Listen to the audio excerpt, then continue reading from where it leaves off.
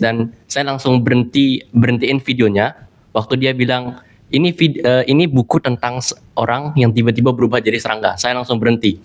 Saya langsung mikir, ini buku tentang serangga pasti absurd.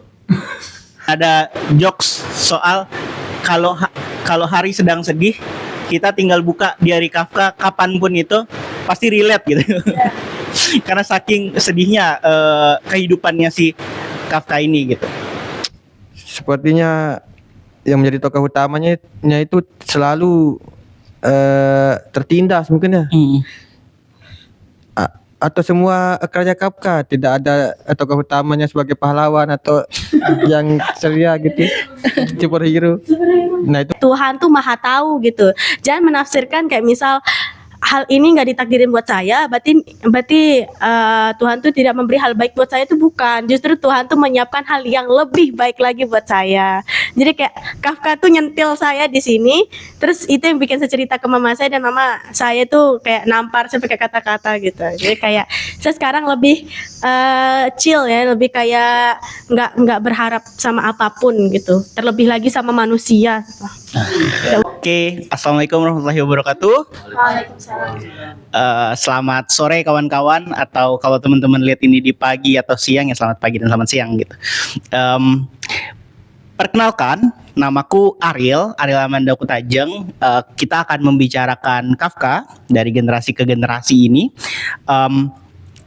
Mungkin yang unik dari pembicaraan kita hari ini adalah kita akan membicarakan Kafka dari sebenarnya kacamata yang berbeda-beda. Sebelum mulai, mungkin aku akan memperkenalkan dulu nih teman-teman yang akan bergabung bersama kita, yang akan bicara saat ini gitu hari ini. Nah, aku sendiri, namaku Ariel, umurku 27. Kalian harus ingat itu umur 27. halo, namaku Sama, umur 25 tahun. Halo, perkenalkan nama saya Aska, umur saya 18 tahun. Oke, selamat sore. Perkenalkan, nama saya Alicia, umur saya 13 tahun. Oke, ya. Umur 13, teman-teman, 13, 18, 25 dan 27 gitu. Ada perbedaan ya sebenarnya perbedaan angkatan dan perbedaan generasi lah, yang sebenarnya kalau dilihat dari ujung ke ujung ya. Ini ternyata kita nggak mengatur sebenarnya urutannya, tapi tetap ya dari yang paling muda sampai ke paling tua gitu. Ini sebuah ketidaksengajaan, teman-teman. Oke, Franz Kafka sendiri adalah penulis dari Jerman. Dia kelahiran Praha. Dia lahir pada 3 Juli 1883 dan meninggal pada 1924. Itu sekitar kematiannya aja sekitar 100 tahun yang lalu ya. 100 tahun yang lalu gitu. Dan di sini kita membicarakan ini gitu, dari generasi ke generasi. Yang dimulai dari generasi awal milenial sampai masih milenial Gen Z awal dan Gen Z akhir ya. Dari awal Gen Z sampai Gen Z akhir gitu. Kafka ini dikenal sebagai salah satu penulis modern yang paling berpengaruh. Karyanya dikenal karena tema-tema yang absurd, kecemasan dan keterasingan yang seringkali mencerminkan pengalaman hidupnya sendiri yang tragis. Meskipun bekerja sebagai ahli hukum dan sering merasa tidak puas dengan pekerjaannya, Kafka terus menulis dan mengembangkan karya-karya revolusioner seperti Metamorphosis dan The Trial gitu.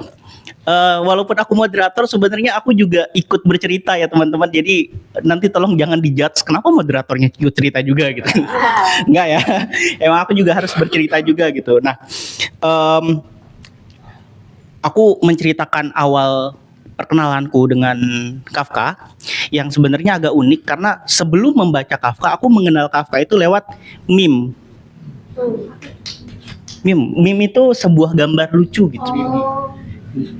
Meme kan dibaca meme, dan itu sangat-sangat Gen Z sekali ya sebenarnya gitu. Itu maksudnya generasi kita tumbuh bersama meme gitu dari awal gitu. Dan aku melihat Kafka ini di meme itu selalu dianggap sebagai laki-laki yang hidupnya tragis gitu.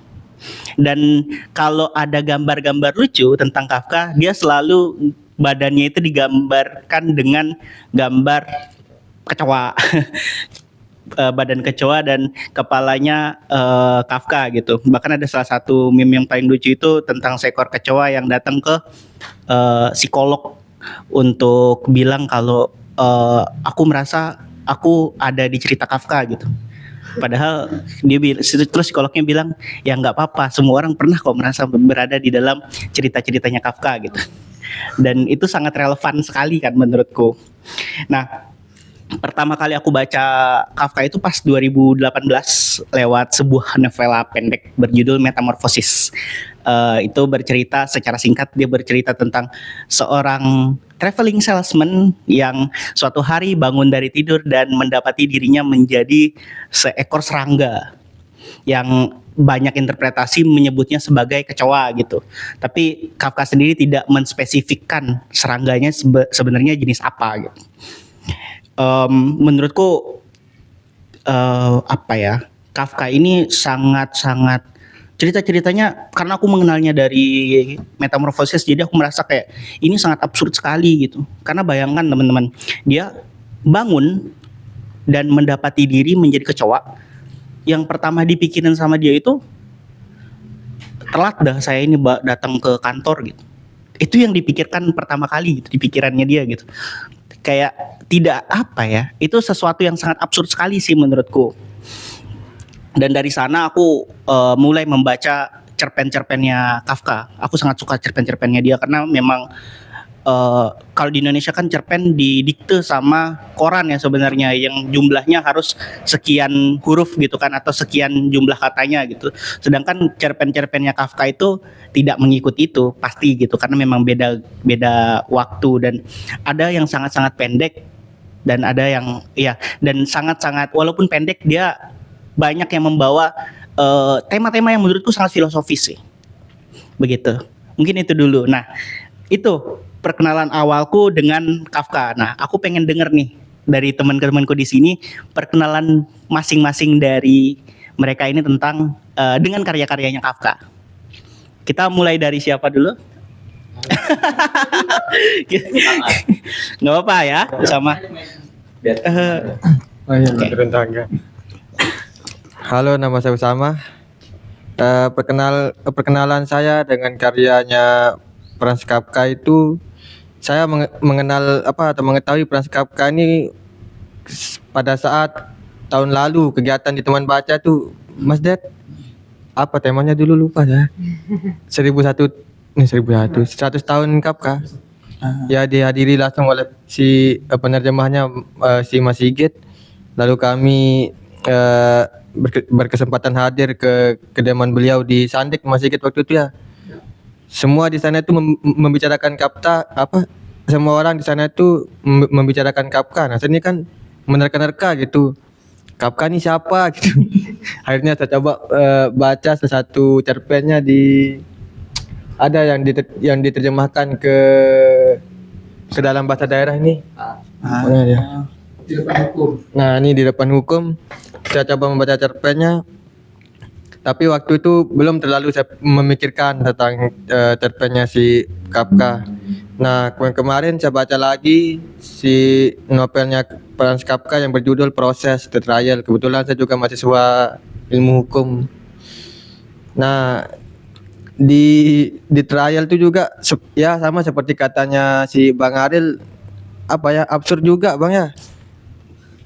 Bagaimana mungkin seseorang tiba-tiba ditahan gitu tanpa mengetahui kesalahannya itu.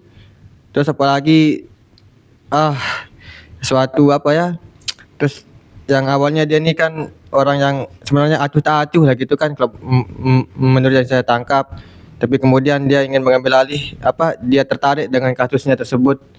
Apalagi di sana juga diceritakan bahwa tempat pengadilannya itu berada di apartemen yang kumuh, yang siang dia menjadi apartemen, kalau ada sidang dia berubah dari ruang sidang, belum nanti di tempat di kantor pengadilannya itu di atas loteng apartemen yang panas. Nanti di sana dia akan ketemu dengan makelar peradilan, atau yang di depan hukum tuh yang dia bahas tentang satu pintu mungkin ya. Itu nanti agak nyambung terus nanti ada waktu si di dalam gerejanya itu si pastor namanya Bang Dan? Atau apanya itu ya itu dia menceritakan kisah di depan hukum, itu nyambung juga ke cerpennya di depan hukum. Nanti endingnya itu membuat saya bingung. Di dalam pikiran saya bertanya-tanya sebenarnya apa sih yang ingin disampaikan Kafka ini? Kok gitu sekali gitu dia. Ini apa ya? Seolah-olah ini bukan dunia nyata tapi malah dunia film kartun gitu. Apapun bisa terjadi ini ya. Ya mungkin itu dulu dari saya. Mungkin selanjutnya Oke, silakan. sebut nama dulu ya. Oke, boleh. Halo, saya Aska. Jadi perkenalan awal saya dengan Kafka itu berasal dari Instagram Reels. Oke. Jadi saya kenal Kafka itu dari Instagram, dari channelnya Cela Baca Buku. Waktu itu dia ngebahas tentang metamorfosis dan saya langsung berhentiin videonya. Waktu dia bilang ini buku tentang orang yang tiba-tiba berubah jadi serangga. Saya langsung berhenti. Saya langsung mikir, ini buku tentang serangga pasti absurd. Jadi saya langsung cari bukunya di Shopee dan langsung saya beli. Dan karena saya merasa saya pintar bahasa Inggris, saya langsung beli yang versi bahasa Inggris dari Norris Book. Dan setelah saya baca, bukunya memang absurd, sangat absurd. Tapi keabsurdan itu ada pesan tersembunyi di baliknya. Pesan yang sangat dalam, yang sampai sekarang masih terbayang-bayang di dalam pikiran saya. Lalu setelah saya membaca Metamorfosis, saya jadi pengen baca buku Kafka yang lain. Saya bingung, buku apa sebaiknya yang saya baca? Setelah berpikir beberapa saat, akhirnya saya ingat, oh ya Bang Ded ada di sini. Kenapa nggak pinjam bukunya aja? Nah, akhirnya saya lihat-lihat buku di sekitar sini ya, Franz Kafka, apa nih? Surat untuk Ayah. Nah, karena saya melihat kata ayah, nah ini kayaknya cocok buat saya. Jadi saya ambil bukunya lalu saya baca. Setelah saya baca, ini buku juga absurd karena dia menjelaskan perasaannya secara berputar-putar dan sangat luas untuk dijabarkan. Dan apakah saya relate dengan bukunya? Saya lumayan relate dengan bukunya. Kalau cerpen-cerpennya ada beberapa yang saya baca dan hampir semuanya saya tidak mengerti. Oke.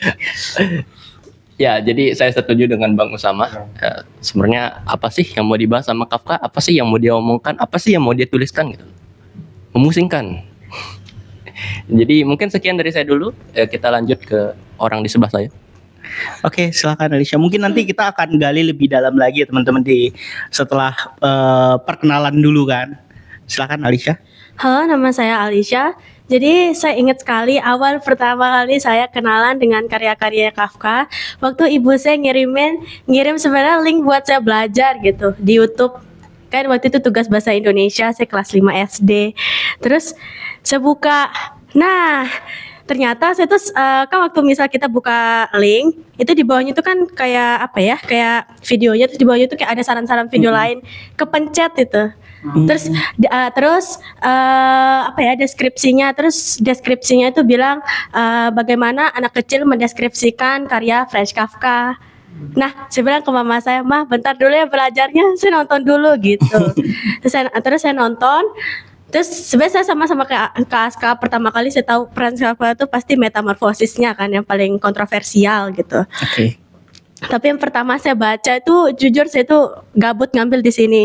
Cerpennya itu judulnya tuh Putusan, yang pernah saya bahas di Bincang Buku. Itu jujur tuh pertama kali sekali saya baca Kafka. Dan memang yang pertama kali saya pikirin tuh absurd banget ya. Nah, balik lagi. Terus saya juga ngerasa relate sama Kak Usama, Kak Aska tadi yang bilang apa sih yang mau disampaikan Kafka ini sebenarnya kok gitu sekali gitu. Kayak apa ya, terus kalau saya sadar pasti kalau Kafka ini bikin kayak karakternya tuh dibikin kayak nggak kayak kasihan banget gitu. Saya kayak aduh, yang metamorfosis, yang yang MC-nya yang di depan hukum, terus apa lagi itu yang kemarin tuh yang kastil yang dari apa ya, yang kurir pengantar paket, bukan kasihan banget sudah, kayak sekalinya ngegambarin karakter tuh yang kayak kasihan sekali, kalau kasihan sudah. Itu aja dari saya. Makasih. Ya, mungkin ada dua kata yang terus diulang-ulang tadi. Pertama absurd, yang kedua kasihan. Iya, jadi emang apa ya, cerita-cerita Kafka ini mengangkat seorang karakter yang hidupnya aku rasa juga memang absurd gitu, dalam artian aneh. Terus ya kasihan aja gitu bentuknya. Aku jadi ingat waktu pertama kali aku baca Metamorfosis itu. Iya, sebenarnya untuk hari ini aku menjadi traveling salesman sebenarnya. Posisiku di pekerjaan sama seperti Gregor Samsa gitu. Dan memang waktu aku pertama baca Metamorfosis itu kan di tahun 2018 ya, sekitar 5-7 tahunan dari sekarang gitu. Tapi justru relate-nya itu sekarang gitu.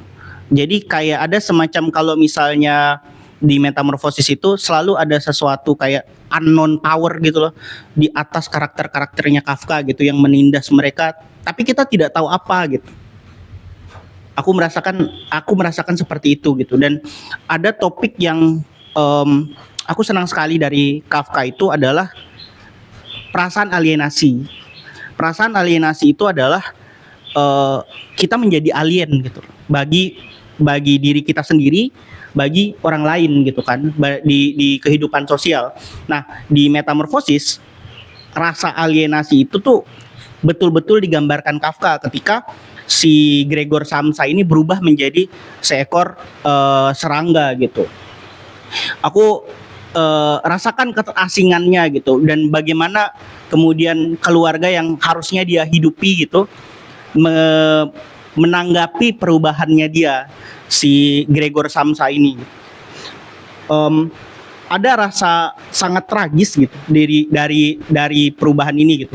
Nasib si Gregor Samsa ini sangat tragis, tapi juga menggambarkan sesuatu yang simbolik gitu. Apa yang pengen sebenarnya, apa perasaan sebenarnya yang pengen digali oleh Kafka gitu? Apa yang mau dia tunjukkan gitu? Apa yang mau dia pembaca rasakan gitu? Dan aku merasakan itu, rasa alienasi itu gitu, rasa keterasingan itu. Dan aku pikir buatku pribadi ya, di era modern ini, apalagi di sebuah rezim kapitalisme gitu, jadi kayak ada dan ada rasa keterasingan karena memang sebagai seorang pekerja gitu kan, di mana hidupnya itu disita sepenuhnya oleh pekerjaan gitu. Tapi dari Mas Sigit sendiri, oh ya teman-teman, kebetulan di sini ada Mas Sigit yang menerjemahkan. Sebenarnya karya Kafka ada banyak terjemahannya di Indonesia, tapi Mas Sigit setahu saya sampai saat ini masih satu-satunya yang menerjemahkan langsung dari bahasa Jerman ya Mas. Iya, yang lain itu menerjemahkan dari bahasa Inggris.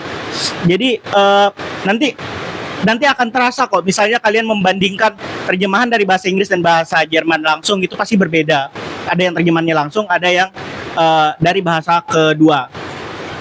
Tapi itu sih rasa keterasingan itu yang aku paling relate dengan cerita-ceritanya Kafka. Dan aku juga kebetulan akhirnya membaca diary-diarynya Kafka kan. Dan ada jokes soal kalau hari sedang sedih, kita tinggal buka diary Kafka kapanpun itu pasti relate gitu. Karena saking sedihnya kehidupannya si Kafka ini gitu. Nah, itu masuk ke pertanyaan keduaku jadinya. Untuk karya yang paling memorable dari Kafka ini buat teman-teman. Mungkin tadi sudah sempat ada yang nyebut-nyebut judul ya, tapi aku pengen teman-teman menyebut karya yang paling memorable dari Kafka dan kenapa. Mau urutannya dari sama tadi? Nggak apa-apa dari. Baik, mungkin dimulai dari saya dulu. Jadi karya yang paling memorable itu ada dua. Tentu saja Metamorfosis, dan yang satu lagi itu Surat untuk Ayah. Sebenarnya yang lebih memorable kayaknya Sunat Untuk Ayah, karena kalau Metamorphosis itu seperti cerita orang yang lalu lalang bagi saya, karena saya tidak terlalu relate. Tapi kalau untuk Sunat Untuk Ayah itu saya lumayan relate. Ada nggak bukunya di sini? Lagi dipinjam kayaknya. Itu emang laris manis bukunya. Oh, ada. Dan ada nggak? Ada. Mana dia tadi? Ada. Ini Surat Untuk Ayah. Jadi saya relate karena di sini digambarkan sekali bagaimana perasaan anak laki-laki. Menurut saya ya, penggambaran perasaan anak laki-laki terhadap ayahnya. Bagaimana dia tidak suka dengan ayahnya, bagaimana dia hormat dengan ayahnya.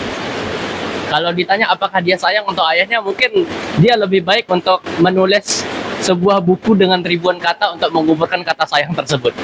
Ironisnya seperti itu. Mungkin dari saya itu saja dulu. Jadi siapa yang mau melanjutkan? Karena saya baru membaca karya Kafka, cerpennya Di Depan Hukum dan Proses, dan sekarang sedang membaca karyanya yang berjudul Metamorphosis, maka karya Kafka yang paling memorable ya pasti Proses. The Trial ya berarti ya. Ya. Kenapa kira-kira? Oh. Nggak, Yang pertama santai. karya apa? Minum. Proses itu apa ya? Membuat saya berpikir-pikir apa kalau seperti kalau Kafka ingin mengangkat suatu isu-isu hukum, maka saya harus menggali-galinya gitu kan. Menggalinya lebih dalam, apa sih yang ingin dia angkat ini. Kebetulan saya kan sebagai mahasiswa ilmu hukum gitu. Yang pertama saya mendapatkan di bagian awal pada saat si Kafka ditahan oleh 2 orang atau 3 orang itu, yang pada saat dia menanyakan kejelasan penahanannya itu, tapi orang-orang yang menahannya itu tidak bisa menjawabnya gitu. Ini loh kartu tanda pengenal saya, kartu saya segala macam. Oleh karena itu coba berikan surat atau kejelasan penahanan saya gitu. Nah, si orang-orang yang menahan Kafka ini kan dia enggak tahu gitu. Kenapa sih kami ini menahan Kafka gitu. Tapi yang mereka yakini bahwa atasan mereka itu pasti tidak keliru menyuruh mereka untuk menahan si Kafka. Ini kan kalau mungkin ini pengetahuan saya loh ya. Dia ingin mengangkat isu bahwa di sekeliling dalam kenyataannya itu di dalam cerita, dalam novel itu dia ingin mengangkat bahwa ada terjadinya pelanggaran asas hukum, yakni due process of law namanya, atau due process of law itu suatu prosedur yang adil. Dan yang kedua itu ada asas kepastian hukum yang juga dilanggar, bahwa asas kepastian hukum ini seperti seseorang itu tidak boleh dihukum kalau tidak ada peraturan perundang-undangan yang mengaturnya terlebih dahulu. Itu kan ditujukan supaya untuk mengerem kesewenang-wenangan dari pemerintah kepada warga negaranya, kan itu kan termasuk HAM. Nah, itu yang mungkin si Kafka ingin angkat. Lalu yang kedua tentang bahwa peradilan yang di bukunya Kafka yang berjudul Proses ini, bahwa sangat jauh sekali dengan masyarakat gitu. Bahkan tak tersentuh. Bahkan hanya sebagian orang-orang yang hanya bisa menyentuhnya, itu pun masih dalam itu pun jabatannya masih bawahan, bukan pejabat tinggi gitu. Apalagi nanti ada kan yang ya bisa dibilang isu-isu bahwa ada makelar lah gitu kan. Yang ada nanti pelukis segala macam. Apalagi yang ingin diangkat, bahwa seolah-olah absurd memang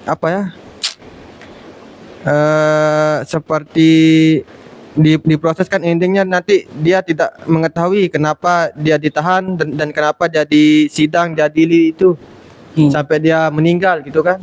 Di endingnya itu kan agak mirip-mirip dengan si Di Depan Hukum. Sampai dia meninggal dia tidak tahu kenapa dia ditahan, kenapa dia diadili. Dan juga yang salah satu yang paling memorable, meskipun baru saya baca tadi atau kemarin, yang berjudul Poseidon. Oke oke. Keren sekali. Aku juga baca Poseidon ya. Mungkin itu dulu dari Oke oke. Oke, bagi saya karya karya Kafka paling memorable sebenarnya udah di-mention sama Kak Usama tadi itu Poseidon. Oh ya. Ya, di Poseidon itu saya baca di bukunya teman saya kalau nggak salah. Nah, jadi sebenarnya kenapa menurut saya memorable gitu. Poseidon ini saya tuh kayak lihat mama saya jadi Poseidon gitu. Ini curhat, ini kok jadi Iya, iya. curhat ya. Ibu mau kerja sebagai apa? Ibu saya itu akuntan pajak. Oke. Oke. Nah, jadi ibu itu kan selalu apa ya memberi saya uang nih. Apa kan ayah saya jauh gitu. Jadi kayak ibu itu selalu kayak apa ya dia yang beresin rumah misal. Pokoknya dia, 100% apapun yang hal di rumah itu pasti ibu saya. Uang dari ibu saya juga gitu. Apalagi adik saya masih kecil juga. Jadi justru uang yang didapetin ibu saya itu dia tuh ndak bisa apa ya menikmati uang itu sendiri gitu loh. Selalu saya dan adik saya itu pertama lah gitu. Nah, terus kadang kalau udah akhir bulan nih pasti yang diinget Alisha nih buat ayam geprek gitu. Tapi dia ndak mikirin dia nanti malam tuh mama sini mau makan apa gitu. Jadi selalu kayak mama ini dia ndak mikirin dirinya sendiri gitu loh. Kan di Poseidon di cerpennya Kafka itu juga dia yang punya lautan. Kenapa dia ndak pernah ke lautan yang dia ndak pernah melihat sendiri gitu lautan yang dia apa ya urus ini gitu, malah sibuk dengan administrasi gitu. Justru sebenarnya itu sih yang relate, bukan sepernah ditegur kayak masa kamu merasa relate sama cerpen ini gitu. Saya juga jawab apa sih yang disibukin anak SMP gitu selain cuman belajar kan.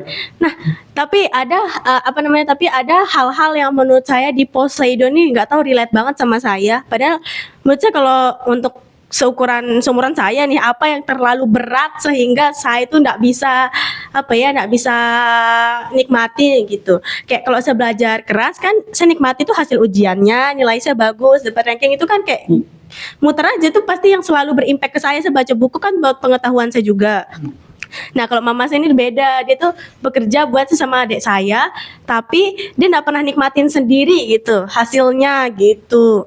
Jadi saya juga nyadar nih, setiap saya pergi ke kita kemana nih? Contoh saya tuh pergi sama teman saya, mungkin pergi makan atau apa.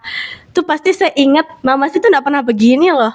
Padahal mama sih punya uang gitu. Itu tuh kayak kadang tuh ngerasa bersalah banget sama orang tua saya, terlebih buat mama saya gitu. Udah gitu doang.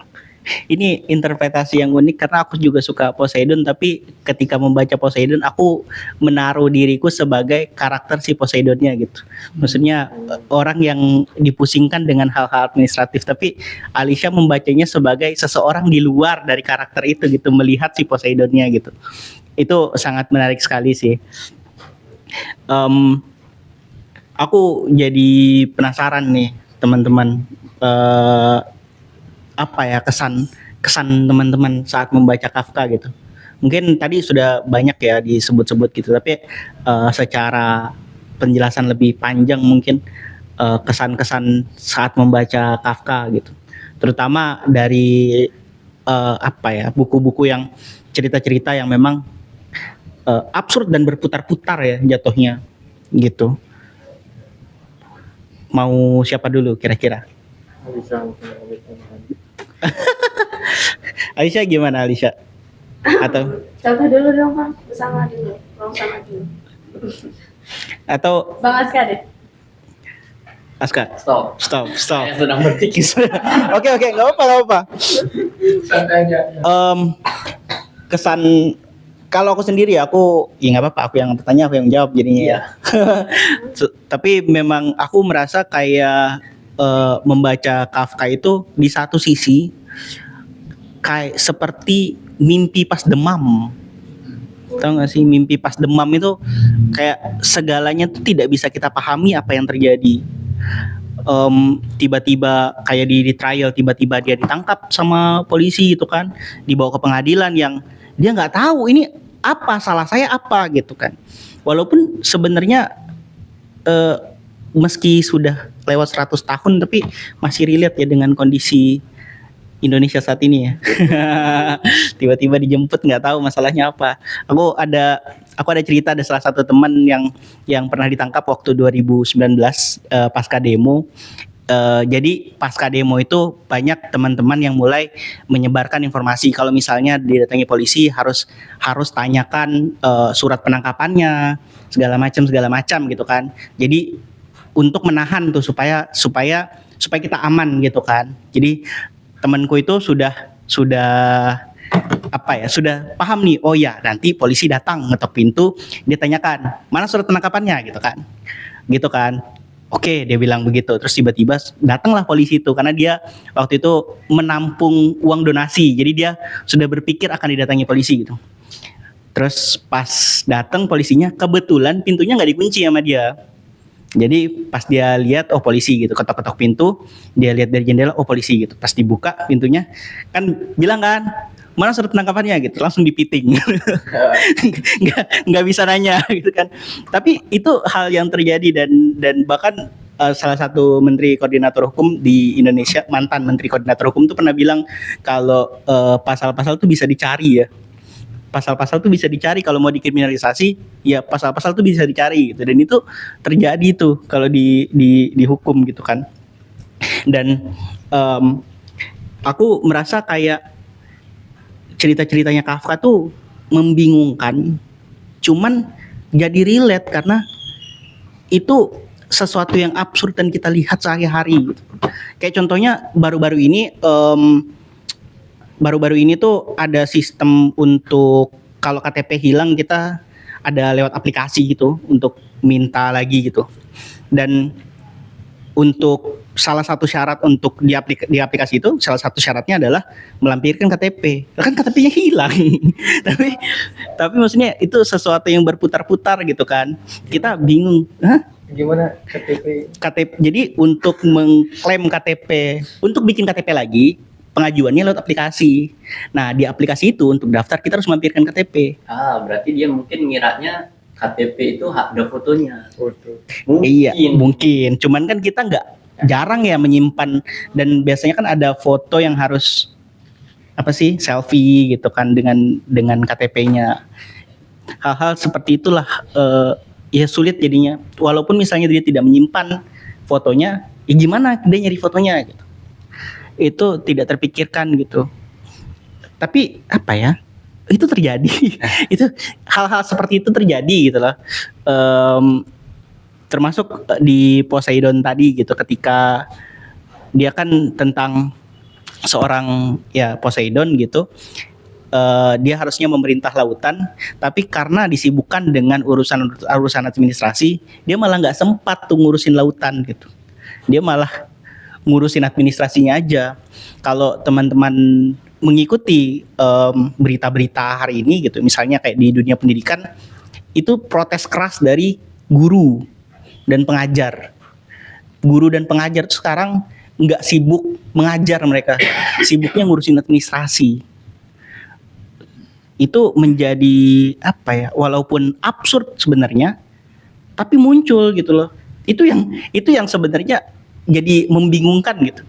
Karena itu ada di depan kita, keabsurdan itu gitu. Dan tiba-tiba muncul ketika kita sadari setelah membaca Kafka gitu kan. Iya juga ya gitu kan. Aku pikir aku seperti itu sih. Pas membaca Kafka aku malah menyadari banyak hal-hal absurd yang ternyata harus aku jalani sehari-hari gitu. Cuma di negara kita. Nggak tahu ya, maksudnya negara orang mungkin juga seperti itu mungkin, tapi kan kita nggak tahu. Mungkin ya, mungkin yang di luar nanti bisa cerita-cerita di kolom komentar. Oke, kita lanjut tadi. Bagaimana kesan-kesan teman-teman ketika membaca karya-karya yang Kafka secara general? Coba. Duluan. Ya Allah. Gimana? Shoot. Oh, beneran. Beneran shoot. Oh, tapi 1, 2, 3. Bro. Nah. enggak lah, apa tadi pertanyaannya, Karin?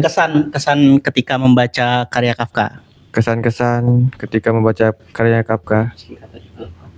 Nggak apa-apa, singkat. sebenarnya saya belum memutuskan untuk memberikan kesan terhadap kesan atau terhadap karya-karyanya Kafka ini. Saya masih ini bertanya-tanya. Sebenarnya Kafka ini dia kenapa sih? Apa ya? Saya juga Karena saya belum baca banyak tentang karya Kafka. Saya baru membaca beberapa cerpen, novel yang menjadi proses, sama baru sedang membaca Metamorphosis baru pada saat baru sampai halaman 30-an, 40, 30-an. Tapi kesemuanya tuh ya benar kata Bang Adil, memang sepertinya yang menjadi tokoh utamanya itu selalu tertindas mungkin ya. Atau semua karya Kafka tidak ada tokoh utamanya sebagai pahlawan atau yang ceria gitu, superhero. Nah itu belum saya temukan Bang. Tapi yang menariknya ini yang seperti proses, dia menciptakan banyak penafsiran. Mungkin saya membacanya memiliki penafsiran sendiri, mungkin nanti Bang Aril juga mempunyai penafsiran sendiri. Itu juga di ini kan nanti ada di cerita waktu dia di gereja itu kan. Si pendeta atau pastor apalah bahasanya itu kan, dia memberikan penafsiran tentang cerita dia bilang sana kisah yang pada nyatanya itu kan dia menceritakan tentang ini, tentang di depan hukum, cerpennya si Kafka itu kan.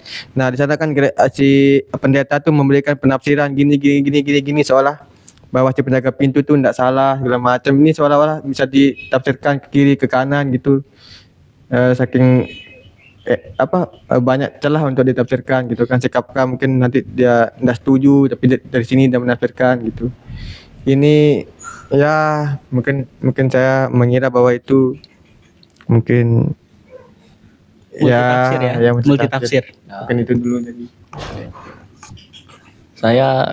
Kalau dari saya juga sama kayak Bang Usama, baru sedikit membaca karya-karya Kafka.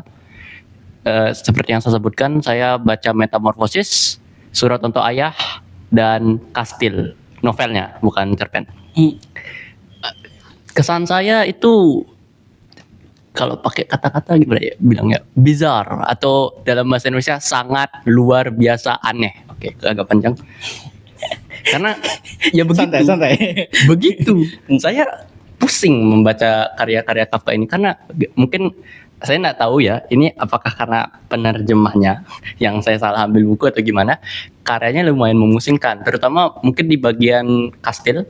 Waktu saya baca Metamorphosis itu gaya bahasanya kayak biasa aja, karena mungkin ruang tempatnya itu sempit-sempit aja, ruang lingkungan sempit-sempit aja, jadi tidak perlu banyak penjelasan. Terus orang-orangnya ya cara dia pakai kata-kata, cara dia mengobrol, bagaimana deskripsi ketika dia mengatakan sesuatu, ekspresi dia itu kayak nggak ada, bland. Terutama di Kastil, saya ngantuk parah baca itu. Biasanya saya baca buku itu satu bab bisa habis. Nah ini saya tertidur di bab yang sama berkali-kali. Saya sampai ngantuk terus baca Kastil itu, mungkin karena gaya bahasanya atau gimana saya kurang mengerti. Tapi saya benar-benar bosan membaca Kastil. Makanya saya sampai kembalikan bukunya ke sini karena saya tidak kuat baca. DNF. Ya. Do not finish. Ya, mungkin itu saja dari saya. Saya selalu bilang penulisan Kafka baik dari plot, bahasanya itu aneh, luar biasa aneh. Jadi buat kalian yang relate, selamat, kalian orang aneh. Oke, makasih. Oke. Tapi aku komentarin sedikit ya, maksudku aku merasa cara Kafka menulis itu selalu seperti ini. Dia ada satu tujuan nih, dia melihat tuh ini nih tujuannya gitu, ada satu tujuan yang mau dia tulis gitu. Semuanya tuh harus mengarah ke sana gitu. Jadi semua tuh termasuk kayak misalnya kayak di Metamorphosis, dia nggak mau bilang si Gregor Samsa itu berubah jadi serangga apa. Dia membiarkan itu sebagai sebuah ruang gitu, ruangan yang bebas ditafsirkan seperti apa gitu. Tapi sebenarnya dia tidak mau itu ditafsirkan karena bukan itu gitu. Intinya bukan di situ. Nah, aku merasa kayak ini mungkin perbedaan gaya cerita aja gitu. Tapi aku merasa kayak Kafka dia punya keinginan sangat besar di sini nih. Aku mau ceritain ini nih. Dan dia mengabaikan ke hal-hal lain gitu. Dan akhirnya kayak misalnya kayak di Metamorphosis gitu, dia tidak menjelaskan serangganya apa. Dan akhirnya orang-orang menginterpretasinya di bagian situ gitu. Serangga itu yang diinterpretasi karena ada ruang kosong yang harus dijelaskan kan. Gitu yang jadinya malah membuat orang-orang fokus ke sana gitu.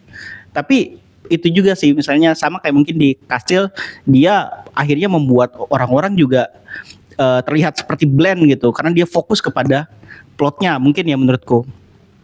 Ini di Kastel juga kadang saya bingung si K ini sebenarnya di mana. Dia bilang dia di pedesaan, tapi di deskripsinya dia bilang kalau dia itu lagi di hamparan salju yang luas. Jadi kayak semuanya putih.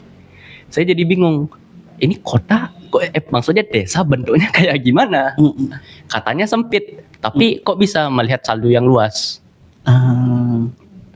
Apakah Kafka tidak bisa konsisten menulis atau gimana? Oke. Mungkin ya itu akhirnya jadi ruang interpretasi sendiri gitu buat pembaca-pembacanya dan itu yang aku pikir merasa juga Kafka itu tidak, menurutku pribadi ya, Kafka itu tidak sempurna gitu. Kafka itu tidak sempurna dan ruang interpretasi ketidaksempurnaannya dia tuh yang banyak sekali dan kita jadi senang membicarakannya menurutku. Itu jadi ruang penafsiran dan penjabaran lagi. Betul. Kita cukupkan? Lanjut. Oke. Alicia? Iya, saya lupa mau bilang apa. Aduh. Jadi apa sih? Oh ya, kesan ya. Ya seperti teman-teman yang lain mendeskripsikan Kafka itu sebenarnya sama aja, absurd, aneh, muter-muter di situ aja karena memang menurut saya dari cerpen, fabel dan novelnya sempat saya baca, dia tuh kayak menjelaskan sesuatu seperti yang katanya Bang Ariel tuh juga ngerasa tadi saya kayak oh iya gitu, dia tuh fokus sama satu hal gitu loh. Dia kayak apa ya, kayak ada beberapa novel mungkinnya yang kayak kalau membuat nama tuh diperhitungkan banget, apa kayak segalanya diperhitungkan. Sedangkan Kafka ini kalau saya lihat siapa namanya si A, nggak peduli dia tulis terus habis itu dia tulis gitu ya terus. Kalau saya dengar deskripsi Kafka yang tadi pedesaan, terus hamparan salju yang luas, itu udah aneh kayak ya gimana bentuknya sih sampai begini tuh, gimana bentuknya ini kayak desa salju gitu. Jadi kayak begitu ya. Dan Kafka itu saya lihat memang karena mungkin dia berfokus sama satu titik, jadi kayak cepat kita nemu celah gimana cara kita mendeskripsikan cerita itu gitu.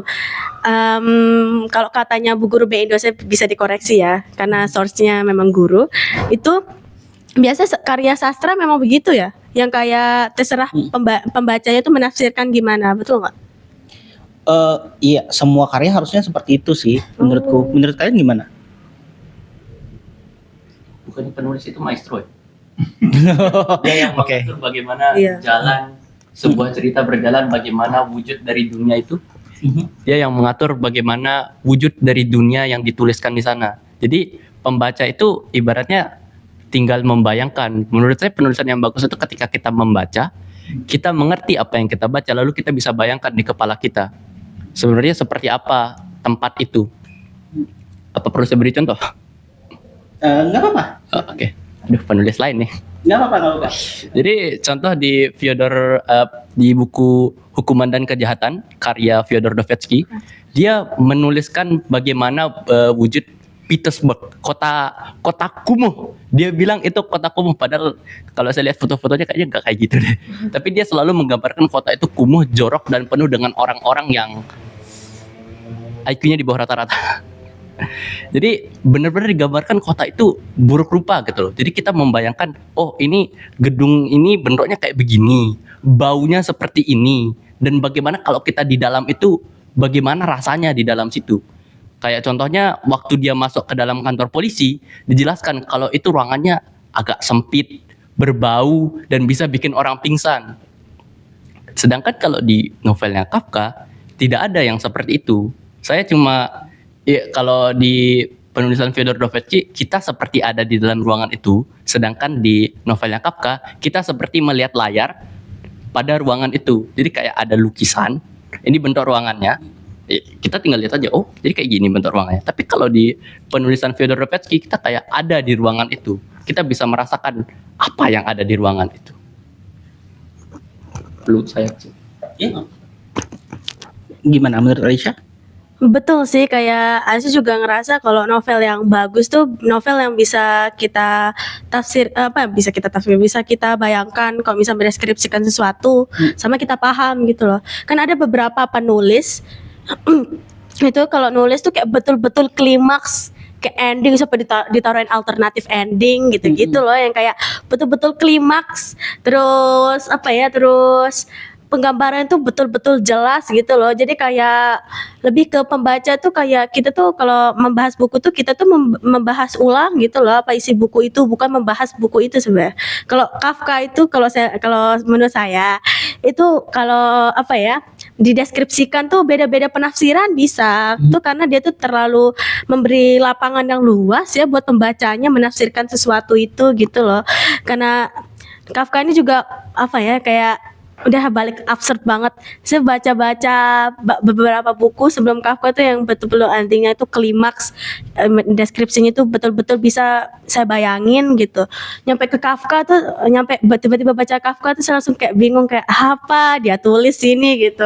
Walaupun maknanya kalau saya baca sekali dua kali ya itu oke, maknanya deep banget gitu. Tapi dia tuh kayak terlalu memberi space yang lapangan yang luas untuk pembacanya tuh menafsirkan gitu. Jadi kayak kadang kalau saya tafsirin sesuatu tuh saya takut salah kan. Cuman Kafka saya berani tafsirin betul yang tafsirin menurut saya yang 100% gitu. Karena Kafka yang memberi lapangan para pembacanya untuk mendeskripsikan itu bagi pembacanya gitu. Kalau di buku-buku lain kan kayak misal saya deskripsikan terus ntar ada yang kritik kayak dia tuh begini loh, nggak begini gitu, saya langsung takut kayak saya salah baca gitu. Gitu aja sih. Aku mau lanjut dong, nggak apa-apa ya? Menurut kalian apa jadinya yang membedakan Kafka dengan penulis-penulis lain? Maksudnya jika dibandingkan dengan penulis-penulis lain gitu yang sempat kalian baca kan, Aska udah menjelaskan perbedaannya dia dengan Dostoevsky kan, maksudnya saya tidak perlu ngomong. iya menggambarkan Dostoevsky gitu, dan perbandingannya dengan Kafka. Kalau menurut Alicia gimana? Dia dibandingkan dengan penulis-penulis lain gitu.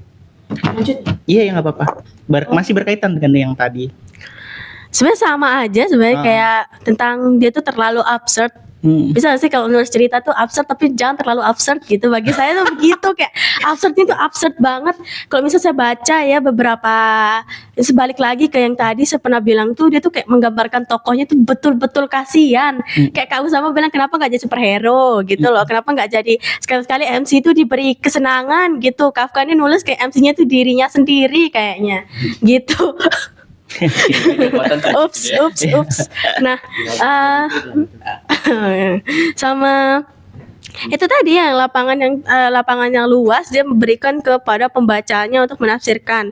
Tapi yang saya yakin Kafka ini punya satu tujuan nulis sesuatu itu yang sebenarnya kita kalau deskripsikan mungkin dari saya dapat, tapi dari pandangan lain tuh beda lagi gitu, tergantung menurut saya itu tergantung bagaimana, lebih ke personal, relate personal, atau mungkin umur kan juga ngaruh gitu kalau baca sesuatu kan.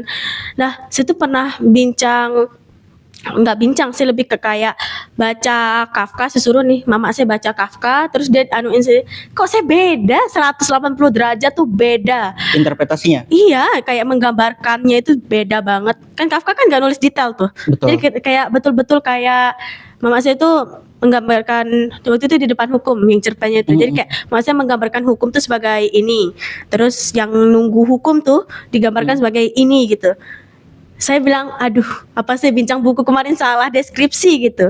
Cuma mama saya beritahu saya kalau secara mama yang baca, mama mendeskripsikan bacaan ini sebagai seperti ini.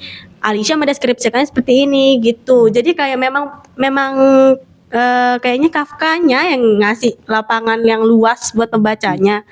Apalagi saya sering baca buku yang betul-betul finish itu kayak betul-betul selesai gitu, nggak ada yang menggantung. Terus Kafka tuh selalu endingnya tuh selalu gantung bagi saya, kayak tadi tuh kayak dia nggak tahu kesalahannya apa, walaupun sebenarnya Kafka itu menulis yang lain hal gitu, dia fokusnya ke lain hal, tapi dia tuh nggak klimaks sampai ending gitu, endingnya tuh gitu sih. Open ending ya, open ending. Kalau menurut kau sama sendiri bagaimana nih? Apa yang membedakan, apa yang bikin Kafka nih unik gitu dan berbeda dari penulis-penulis lain? Silakan.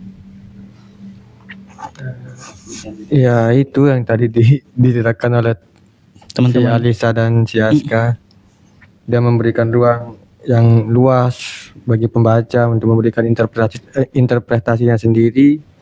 Yang kedua, keabsurdannya itu seperti saya rasa ada yang belum selesai itu ya pada saat membaca Kafka, atau memang dia sengaja membuatnya begitu. Misalnya memang dia tidak atau kalau saya kira dia memang tidak bermaksud untuk menjelaskannya secara spesifik atau ingin mengarahkan seperti ini. Memang sepertinya dia sengaja, kalau menurut saya sepertinya dia sengaja. Iya. Memang sengaja. Dan kalau saya membandingkan mungkin dengan buku apa ya, mungkin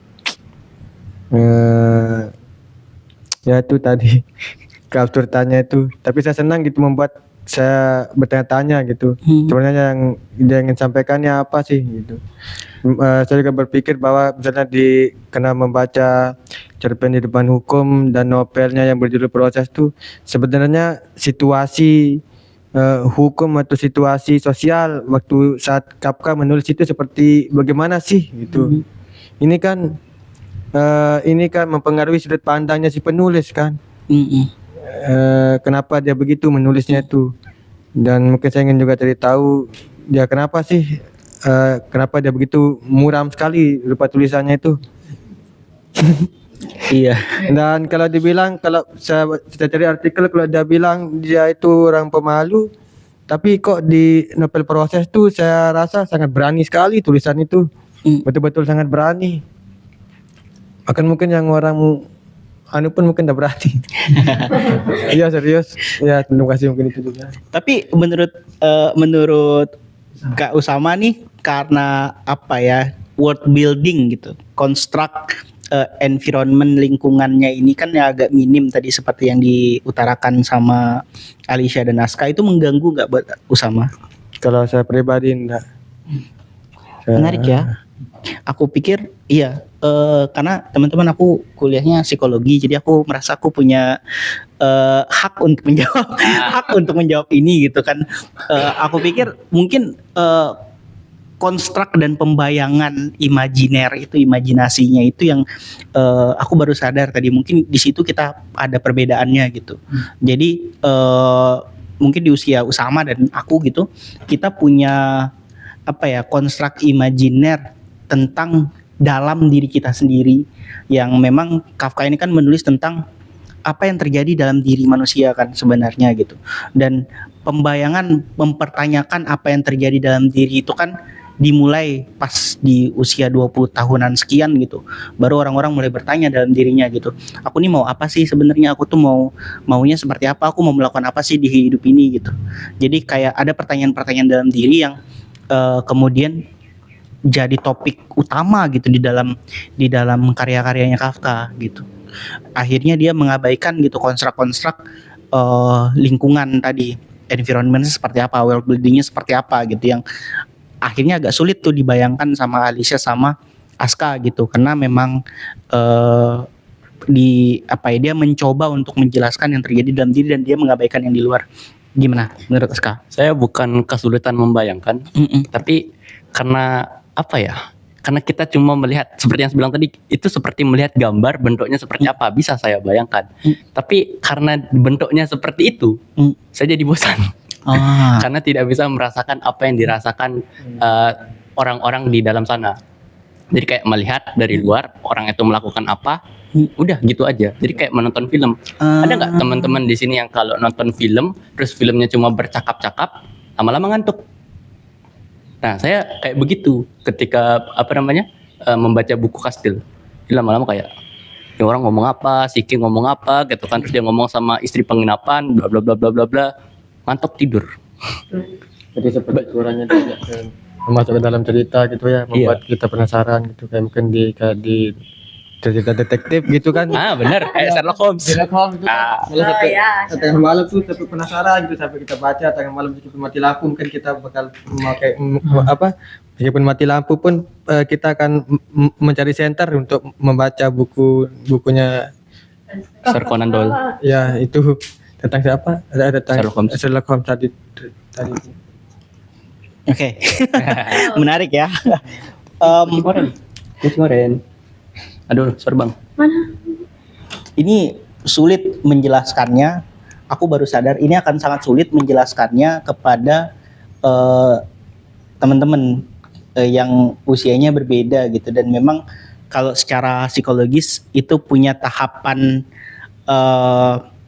aku merasa tahapan sosial yang berbeda gitu kalau di psikologi gitu, dan memang apa ya, ini agak unik sih menurutku, karena itu tadi menurutku malah yang di Kafka itu kayak misalnya di Metamorfosis gitu, yang berubah kan bukan fisik gitu sebenarnya, yang menjadi metamorfosis itu bukan sesuatu, bukan Gregor Samsa yang berubah menjadi serangga gitu, tapi konstruk pikirannya dan bagaimana lingkungannya menanggapi dia gitu, dan itu hal-hal dalam diri yang dijelaskan, yang berusaha digali oleh Kafka gitu, dan itu yang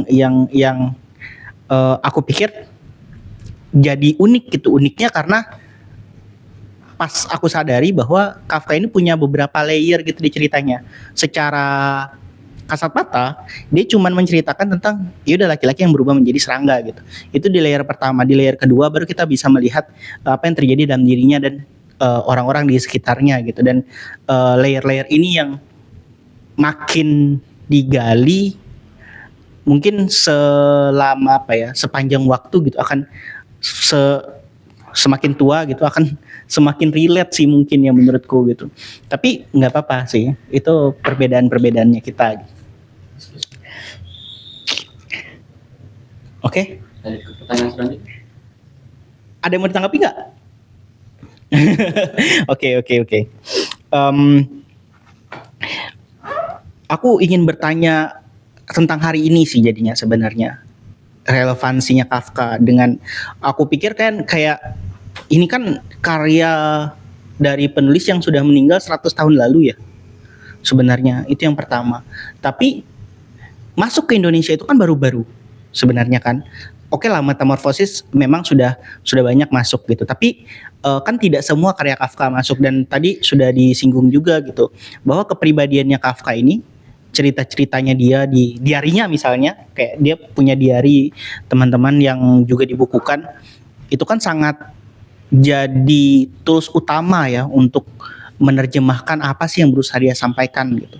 Dan buku-buku lain gitu di luar dari yang sudah sering kita dengar itu belum banyak diterjemahkan ke Indonesia gitu. Kayak Surat untuk Milena aja baru diterjemahkan ya Bang Ded, baru diterjemahkan gitu. Ada di kakak tua belum? Wah, belum tahu lagi. Kayaknya bukan kakak tua yang ini, yang apa, yang siapa? Diva. Nanti akan menerbitkan Diva. Itu buku yang aku tunggu-tunggu juga, karena aku sempat baca gitu Letters to Milena itu yang ditulis selama 4 tahun sampai Kafka meninggal, dan aku sangat merekomendasikan teman-teman untuk membaca nanti ketika terbit. Tapi itu sih yang aku pengen tahu, relevansinya Kafka ini di hari ini apa sih buat teman-teman semua? Dari siapa? Dari siapa bang? Siapa nih? Kafka itu mau ambil. Kita saya ambil mic dari tadi ya. Ya. Begini. Enggak, kan saya cuma gini aja. Seperti yang saya bilang sebelumnya, saya baru baca 3 karya Kafka dan hanya ada satu tempat saya punya relevansi atau relatable, yaitu Surat untuk Ayah. Sorry. Saya kan harus minta maaf dulu sama penggemar Kafka karena Gak apa. sepertinya saya sangat-sangat terdengar seperti haters di sini ya. Jadi relevansi saya untuk karya Kafka, Surat untuk Ayah ini, itu ada di bagaimana Kafka melihat ayahnya. Apakah bagaimana dia menggambarkan tidak sukanya dia dengan ayahnya, bagaimana dia menggambarkan kehormatan dia kepada ayahnya. Dia sering bilang kalau dirinya itu kecil, kerdil, tidak berdaya. Dan dia selalu mengucapkan di surat ini kalau ayahnya itu kuat, perkasa, dan besar. Selalu dia ucapkan seperti itu. Dan itu menurut saya lumayan relatable karena saya selalu melihat ayah saya itu lebih hebat daripada saya dan saya itu lebih bawah daripada dia. Mungkin orang-orang nggak menganggap diri mereka seperti itu, tapi kalau kalian punya ayah yang mengagumkan pasti seperti itu menurut saya. Dan banyak orang-orang kadang bingung sama Kafka ini, dia benci nggak sih sama ayahnya, dia sayang nggak sih sama ayahnya. Kadang dia suka gonta-ganti, dia lompat ke sini bilang dia tidak suka dengan kekuasaan ayahnya, lompat ke sini dia bilang dia mengagumi ayahnya yang bisa seperti ini. Dan saya lumayan relate juga di bagian ayahnya yang suka memerintah. Terus di bagian dia bilang dia itu waktu umur 7 tahun dia pergi ke kolam renang terus melihat ayahnya melihat badan ayahnya terus dia bandingkan dengan badan dia yang kurus. Macam-macam. Ada banyak yang lumayan relatable sih dan sebenarnya teman-teman harus baca sendiri supaya tahu apakah kalian relate atau tidak dengan karya Kafka yang ini. Jadi Surat untuk Ayah itu masih relevan sampai sekarang ya menurutmu? Justru mungkin untuk zaman sekarang lebih relevan lagi. Karena banyak ayah zaman sekarang itu keras mendidik anaknya supaya mereka bisa bertahan di zaman yang katanya di masa depan ini susah. Ya seperti yang kita lihat sekarang banyak lapangan pekerjaan 19 juta mana? Itu Oke. kayak begitu. Jadi banyak ayah yang mendidik anaknya keras. Terus di sini digambarkan Kafka itu selalu melihat dirinya itu apa ya? Bagaimana cara menjelaskannya? Saya juga Tidak berdaya. Iya, tidak berdaya. Padahal nyatanya dia bisa melakukan sesuatu. Dia selalu mencontohkan saudaranya bisa pergi ke sana, tapi ujung-ujungnya gagal, terus balik lagi ke rumah. Sebenarnya kalau mau dijabarkan atau dinafsirkan, saya bingung caranya bagaimana. Tapi kalau dimengerti di dalam kepala atau hati, itu bisa. Itu Iya. Ada yang mau berbicara? bisa dipahami secara hati ya. Iya. Oke. Alicia atau Usama? Saya baru membaca karya Kafka, mungkin tidak banyak, cuman tadi itu novelnya yang lumayan panjang ya proses tuh. Dan pernah sesekali membaca cerpennya yang berjudul Poseidon tuh, meskipun sekali belum sempat berkali-kali gitu kan sampai direnungkan, tapi mungkin itu yang yang relevan dengan kehidupan sekarang ini. Itu seolah-olah kayak suatu keharusan mau kabur tapi tidak bisa gitu. Ini misalnya kita harus bekerja meskipun bukan hobi, tapi untuk tidak bekerja itu tidak bisa gitu, seolah-olah seperti keharusan, kewajiban gitu kan. Apalagi dan nanti dia bilang di cerita di bagian akhirnya itu yang si Poseidon ini berharap supaya Dewa laut itu ya, bahkan dewa laut tidak bisa itu yang ada dia berharap, pokoknya yang intinya tuh semoga pekerjaannya tuh selesai beberapa saat sebelum kiamat mungkin ya.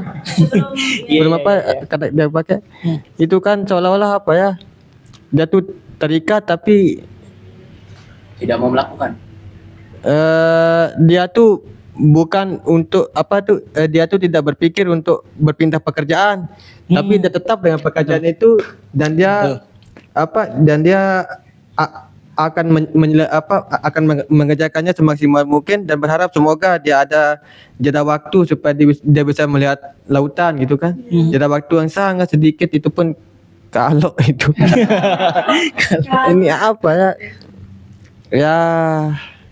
Ini banyak sekali interpretasinya tuh, bisa di kiri, kanan, depan, belakang. Mungkin itu, terima kasih. Oke.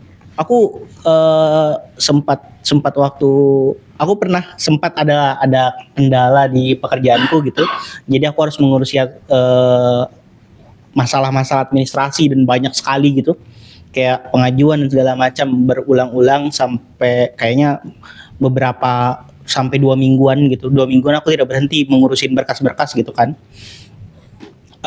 Dan ya angka-angka gitu segala macam gitu, dan aku tiba-tiba waktu itu sempat terpikir tentang Poseidon gitu. Aku membaca lagi cerpennya Poseidon dan aku pergi ke eh, Bukit Marese. Di situ ada sebuah batu besar di Bukit Marese itu.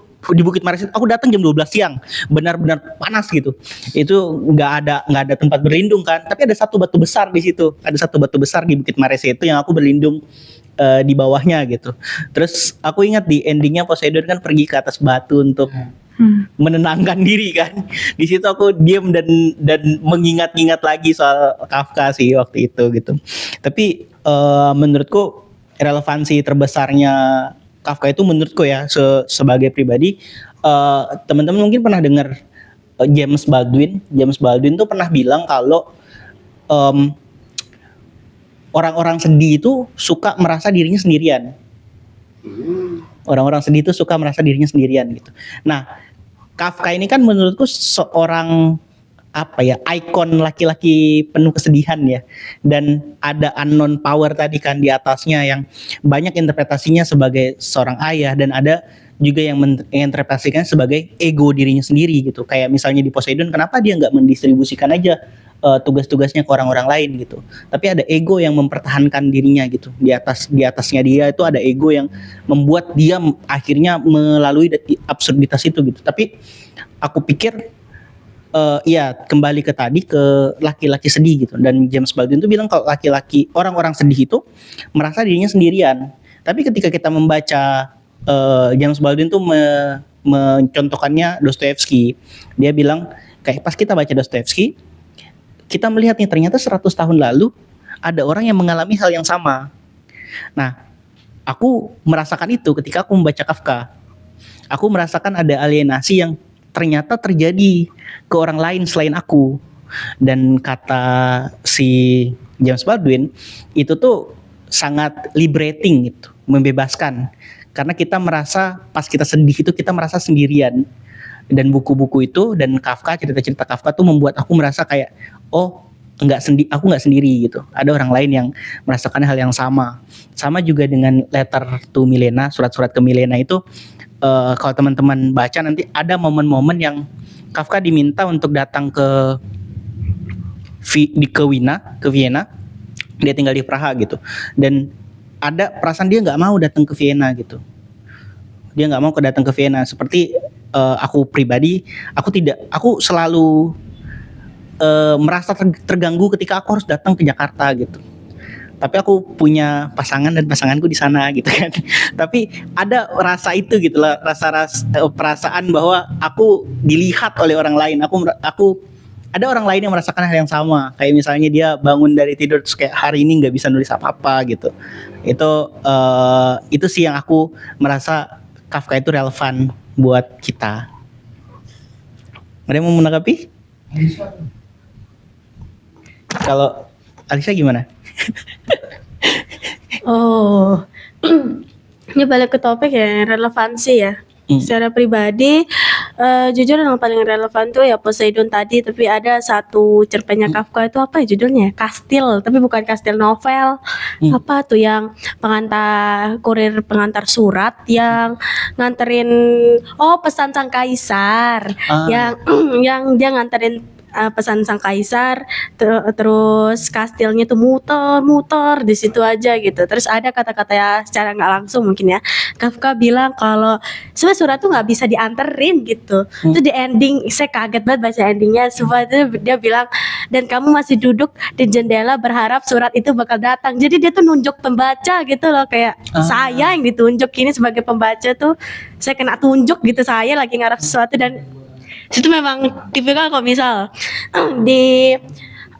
saya tuh terlalu cepat percaya orang sih. Super betulan. Jadi ini lebih pribadi lagi karena kan yang dia tunjuk di cerpennya itu pembaca kan. Kalau secara akhir, kalau saya yang menafsirkan, dan kamu masih duduk di jendela berharap surat itu datang. Terus saya baca ulang 3-4 kali, saya bisa nafsirkan kalau sebenarnya surat itu tuh diantar dari sang kaisar tuh, mungkin kita bisa nuin ke yang berkuasa ya. Itu kayak dia itu sedang nunggu hal yang nggak ditakdirin buat dia gitu loh, yang nggak bakal sampai ke dia gitu. Kalau saya baca cerpen tuh kayak nyes, ini saya disindir sama Kafka nih, saya bilang kayak oke, kesindir banget. Jadi itu sangat, kalau buat pribadi saya itu sangat relevan, apalagi buat yang buat yang sedang ngarep sesuatu gitu. Tapi kayak saya kan kadang mikir kayak kenapa hal ini tuh nggak ditakdirin buat saya gitu, padahal menurut saya ini baik, tapi mama saya lagi balik ke mama saya selalu mengingatkan Allah tuh tahu apapun yang terbaik buat kamu gitu ya, kayak Tuhan tuh maha tahu gitu. Jangan menafsirkan kayak misal hal ini nggak ditakdirin buat saya, berarti Tuhan tuh tidak memberi hal baik buat saya, itu bukan. Justru Tuhan tuh menyiapkan hal yang lebih baik lagi buat saya.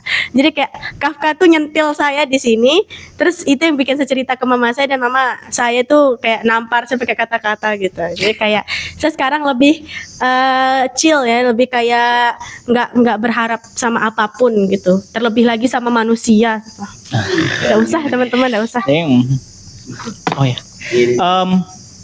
Oke ya, mungkin aku mau melempar ke teman-teman yang hadir di sini. Ada banyak sekali orang, ada 500 orang nih. Silakan. Oke, aku nggak akan bertanya ya. Aku mau jadi jembatan untuk Mas Sigit karena penerjemah. Jadi menurutku ini kesempatan yang baik banget gitu. Tapi sebelumnya saya mau berkomentar dikit aja. Aku senang banget dengan cerita-cerita dari kalian. Menurutku sentuhan pribadinya dapat gitu. Aska walaupun kelihatan haters gitu, menurutku dia sebetulnya pengagum Kafka yang menyamar saja sebetulnya ya. Aku yakin seperti itu, apalagi dengan umur kalian yang masih muda gitu, dengan masih banyak, kalau istilahnya Ariel tadi, layer-layernya itu masih banyak gitu.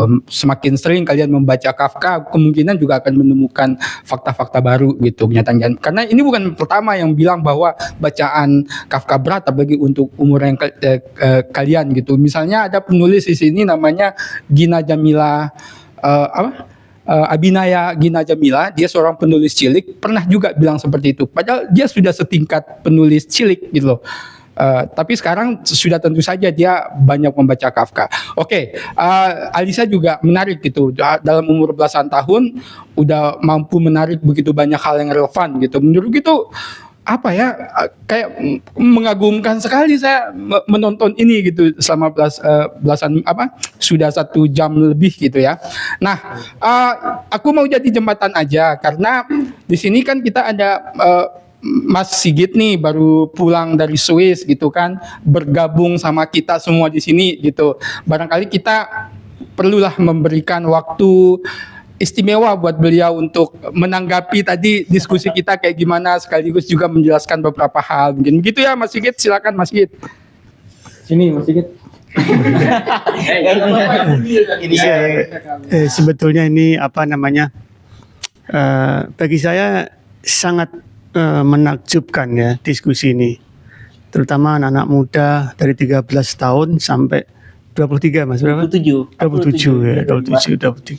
Luar biasa. Jadi saya merasa kalian membaca teks Kafka itu betul-betul mendalam gitu ya. Jadi artinya diekspresikan dengan cara yang sangat alami gitu ya. Sangat alami, yang relate, istilahnya diksi relate dengan kehidupan sehari-hari, terutama surat untuk ayah itu ya. Bayangkan dengan ayahnya sendiri gitu. Betul yang dibayangkan itu memang seperti dilema antara Kafka itu memuji bapaknya atau mengkritik gitu ya. Tapi surat untuk ayah merupakan salah satu-satunya autobiografi Kafka yang dianggap mempunyai nilai sastra yang tinggi. Karena kita tahu bahwa sastrawan itu tidak mudah untuk diwawancarai, untuk menulis bukunya sendiri Kafka nggak pernah. Jadi dia sebetulnya itu autobiografi Kafka, salah satu autobiografi Kafka ya. Ya indah sekali ya mendengarkan dari wawancara, dan Mas Ariel ya bagus membagi dan dari tema ke tema mengesankan dan cukup mendalam, terutama anak-anak muda yang Kafka kan sudah Jadi benar yang dikatakan bahwa Kafka seperti maunya sendiri gitu ya. Jadi Milena itu bilang bahwa Kafka itu seolah-olah dunia itu milik dia sendiri, yang lain salah semua gitu. Kemudian ini pacar Kafka ada 3 ya, Milena, kemudian Felis, kemudian yang Dora yang terakhir ya, kawin. Yang Felis itu ketika mulai pacaran dengan Kafka, pembukaan surat cinta itu pacarnya sendiri bingung dia. Jadi Felis bilang, Kafka, kita ini kan sedang berpacaran, bercinta, harusnya surat itu makin mendekat. Ini kok suratnya makin menjauh gitu. Sudah begitu dia diajak, Kafka menawarkan diri, kita lebih baik berziarah ke makamnya Hendrik von Kleist gitu ya. Salah satu idola Kafka ya. Orang bilang Kafka dipengaruhi oleh Kleist gitu ya, penyair dari Jerman gitu. Pacarnya Felis bilang lagi, ini kita kan pacaran dibawa ke makam gitu ya. jadi Sangat romantis. ya itulah ya. Jadi Bisa diterapin. kalau kita mengetahui pribadi Kafka sebetulnya memang tadi benar yang dikatakan Milena di Wina, dia di Praha. Kenapa nggak datangi saya ke Wina gitu? Disarankan oleh Milena, lebih baik kamu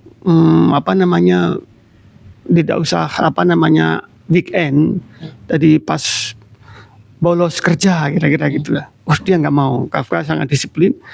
Kamu bilang aja sama kantornya bahwa kamu mengunjungi tantemu di Wina. Gitu. Kafka jujur, tanteku sudah meninggal. Jadi seperti itu. Ketika Milena jalan di filmnya ya, aku nonton filmnya. Ketika Milena jalan-jalan ke taman, itu ada adegan yang agak mesra gitu ya. Kafka, ini kita kan hanya berdua. Duduklah di sini. Terus maksudnya mungkin lebih mesra lagi gitu. Maksudnya Milena. Kafka bilang, sayang, ini rumput-rumput kan hijau asri, jangan dikotori. Seperti itu ya. Jadi jangan mengharapkan ada narasi yang erotik di dalam karya-karya Kafka ya. Paling-paling yang di trial itu di apartemen itu aja, tidak terlalu menjurus ke sana gitu. Itu komentarku ya, tapi top sekali, betul. Untuk Ya. kastil gimana tadi? Dia katanya sangat membingungkan. Itu ada komentar nggak? Iya, di kastil sendiri itu memang pembukaannya itu memang dia kan K ini kan seorang juru ukur tanah ya. Diberi tugas oleh wali kota untuk mengukur tanah di kastil gitu. Pada pembukaannya itu sudah membingungkan. Dia datang di suatu penginapan. Dan di penginapan itu ada orang minum, ada ya seperti losmen lah kayak kira-kira gitu. Ada orang minum, ada orang ngobrol banyak gitu. Terus ditanya di mana kastilnya. Oh, saya carikan dulu, saya teleponkan dulu gitu. Diteleponkan nggak ada dan akhirnya tidur di situ. Dan pada awalnya itu sudah membingungkan, sulit dipahami. Itu dibaca berkali-kali tetap masih sulit. Ya, pada akhirnya itu sang juru ukur tanah itu nggak kerja sebagai juru ukur tanah dia, dengan orang di situ ya, namanya Frida, terus ada di situ ada ada sekolah gitu ya. Saya sudah nonton filmnya juga itu. Memang tidak tahu itu desa atau apa. Jadi sebetulnya Kafka waktu dia masih kecil itu dia lihat di situ di bukit itu ada bangunan tua seperti puri, itu seperti kastil gitu, makanya dia tulis seperti itu. Tapi itu kan pada musim winter ya, ada badai salju dan sebagainya. Jadi Kafka membawa teman-temannya, bawa pekerjanya, dan akhirnya tidak mengurus tentang tanah gitu. Dan dia tidur di kelas sekolah itu sama Frida dan teman-temannya. Setelah bangun murid-murid sudah masuk kelas gitu. Jadi sangat membingungkan. Kastil itu Max Brod mengatakan bahwa novel Amerika itu sebagai tesis dan The Trial itu proses itu antitesis dan Kastil itu sintesisnya. Ya. Jadi kalau kita ingin tahu antitesis ya itu The Trial itu harus betul dikatamkan tadi ya. Itu harus The Trial itu yang betul-betul ini. Dan dari seluruh karya Kafka ada 3 yang dianggap bagus. Pertama itu putusan tadi, kemudian The Trial ya, proses. Yang ketiga di depan hukum. Tetapi dari seluruh karya Kafka yang paling mendapatkan apresiasi itu Metamorfosis memang. Ya. Itu Mas Dedi, terima kasih idenya ya. Oke, Silakan. Jadi saya kan baru baca sedikit Kastil. Ada bagian paling membingungkan menurut saya. Ketika K pertama kali bertemu dengan Frida, dia kan ngobrol sebentar. Terus adalah deskripsi sedikit K itu menggoda dia. Sedikit. Kok mereka bisa tiba-tiba langsung plak terus melakukan hal yang tidak senang? Kok bisa? Padahal Frida ini sudah punya tunangan. Apakah ini pelampiasan si Kafka dalam hal seperti itu atau gimana? Saya malah makin tidak mengerti. Ini sebenarnya romansa atau apa? Iya, memang ada nuansa seperti itu. Frida itu menurut interpretasi dari Max Brod teman Kafka, itu Frida itu seperti Milena. Jadi Milena itu adalah simbol dari Frida. Frida di dalam kastil itu. Ya, kadang-kala meletup di situ, tetapi di sekolah atau di penginapan itu ya, dia kan jadi pacarnya itu kan lama sekali di dialognya. Jadi Kafka itu kadang-kala misalkan Kafka itu untuk The Trial itu ya, dia waktu pulang ke tempat apartemen itu dia mendeskripsikan ulang bagaimana cara para pegawai pengadilan datang ya di dalamnya, dia mencium leher gitu ya, dia meleher itu khas Kafka. Terus dengan Frida itu ya interpretasinya si Max Brod memang benar, dia Milena itu kalau Milena kan sebetulnya bercinta lewat surat ya. Dia bertemu mungkin 2-3 kali. Ya. Barangkali di sini dia ingin mengekspresikan secara imajinernya ya. Seperti itu. Itu aja. Oke. Ya. Oke, terima kasih Mas Sigit. Teman-teman, kalau bicara Kafka itu tidak cukup hanya dalam waktu 1-2 jam kalau sama Mas Sigit. Jadi nanti kita akan diskusi informal saja ya. Oke, saya kembalikan lagi ke Arif. Oke. Kameranya belum ada. Oh ya. Halo. Nah, untuk teman-teman yang lain yang mengikuti sesi bincang-bincang kita ini, apakah ada pertanyaan yang mau ditanyakan ke teman-teman di sini gitu? Boleh, silakan Kak Aura. Oke. Baik, terima kasih Bang Aril dan teman-teman. Tadi sangat menarik diskusinya. Kebetulan saya baru membaca 2 karya Kafka. Itu Metamorfosis sebagai buku pertama yang saya baca, dan yang kedua itu adalah Surat untuk Ayah gitu. Ini dilatar belakangi karena beberapa teman-teman saya yang Gen Z mungkin itu sangat suka dengan Kafka. Bahkan saya lihat di beranda sosmed saya, kalau misalnya melihat orang membicarakan buku, kalau misalnya ada yang nanya soal rekomendasi buku klasik, maka Kafka salah satunya gitu. Atau barangkali banyak yang meng-quote kata-kata Kafka sebagai hal yang relate untuk mereka gitu. Pertanyaan saya begini, kan Kafka ini dia apa ya, lahirnya sudah zaman dulu gitu, sudah abad-abad dulu lah. Iya, tapi meledaknya itu maksudnya apa ya, dia tuh kan dikenal setelah meninggal gitu, dan dianggap relate sama generasi kami ini mungkin sekarang Gen Z gitu. Pertanyaannya adalah kenapa bisa begitu menurut pembacaan teman-teman gitu. Apa yang membuatnya seperti itu? Dan yang kedua, saya melihat dua karya Kafka ini sebagai penggambaran sangat suram gitu ya, kayak katanya Aska tadi dan teman-teman, sangat suram dan banyak tekanan.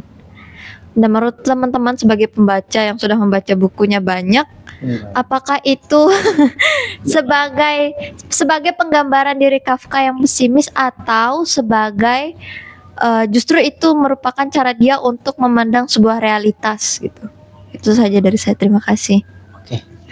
Jadi yang pertama, kenapa Kafka disukai oleh Gen Z, dan yang kedua, kenapa suram gitu ya mungkin.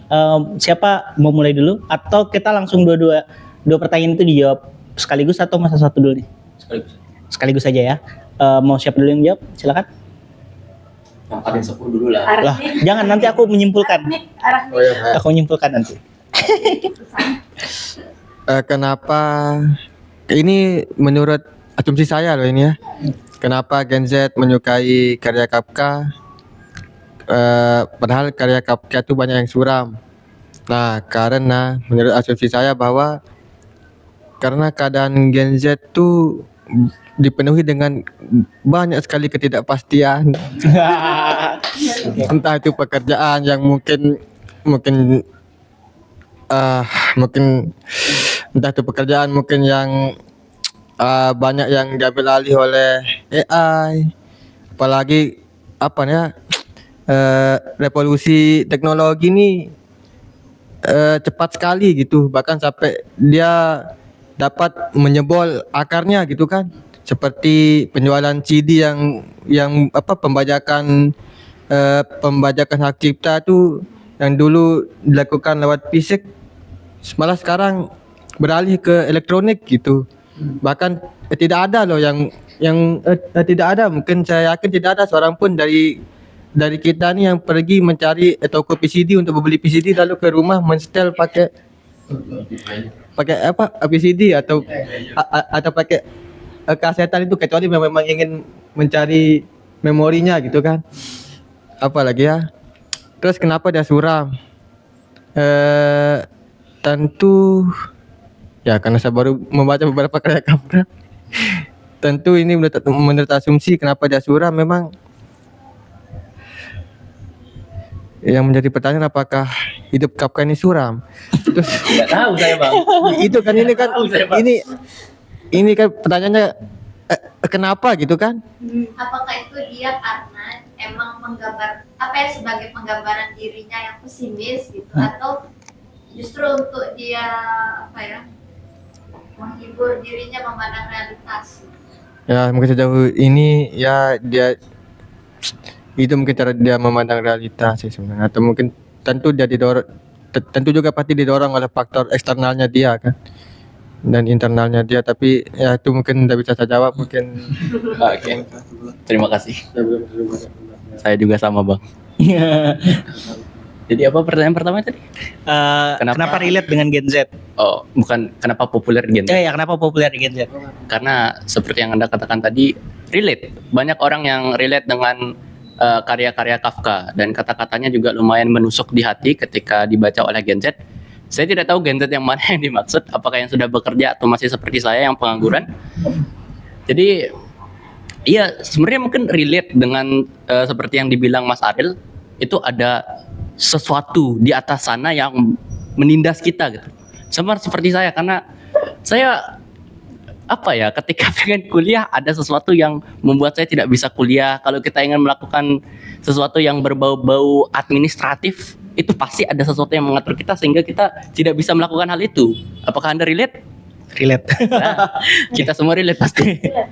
Terutama yang Gen Z ini. Iya, kayak tadi di luar pembicaraan ini Aska sempat cerita kalau dia mau cari beasiswa dan alih-alih belajar mengenai mau kuliah apa, tapi belajarnya malah IELTS gitu kan. Iya, Bahasa belajar Inggris. untuk mendapatkan sertifikasi bahasa Inggris. Bahasa Inggris gitu dah, administrasi ini gitu. Iya, lumayan memusingkan ya masalah beginian. Dan kita ditindas oleh masalah yang kita sendiri kebingungan. Apa gitu ya? Iya. Terus bagian keduanya apa tadi? Suram. Suram. Kenapa suram? Mungkin karena saya baca buku ini, Surat untuk Ayah, saya melihat sepertinya Kafka ini dua-duanya. Dia pesimis dan juga dia melihat realita itu dengan penuh kesedihan. Kayak dia menggambarkan dirinya sebagai kurus, lemah, kerdil. Itu sudah gambaran-gambaran orang pesimis menurut saya. Dan kalau orang sudah pesimis terus dia melihat realita yang begitu, ya pasti bawaannya begini. Terus dia jadi penulis, ya pasti dia hanya menggambarkan hal-hal yang seperti itu. Dan menurut saya Kafka ini juga selalu menaruh dirinya di dalam novel-novelnya, karena hampir kebanyakan saya melihat ya, karya-karya Kafka ini selalu tokohnya itu laki-laki, kisaran umur 20-an sampai 40-an, selalu laki-laki. Dan laki-laki seperti apa ya, kita selalu membayangkan laki-laki normal yang sehat gitu, seperti Kafka. Jadi mungkin itu saja dari saya, silakan. Iya, oh ya.